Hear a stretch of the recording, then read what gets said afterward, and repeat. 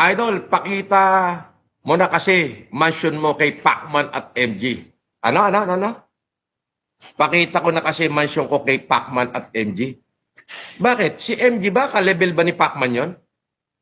Si MG hindi pwede maging ka-level ni Pacman yun. Si MG isang uhuging vlogger yon na nag-endorso ng peking abogado para manggoyo ng mga Pilipino. O hindi siya magiging ka-level ni Pacman? Malayo. Malayo nga siya sa level namin eh. Malayo siya sa level ko. Di ba? Ganun lang yun. Tumakbo muna siyang senador. Pag pinayagan siya ng COMELEC na mag-senador, doon, baka pwede na siyang lumebel sa amin.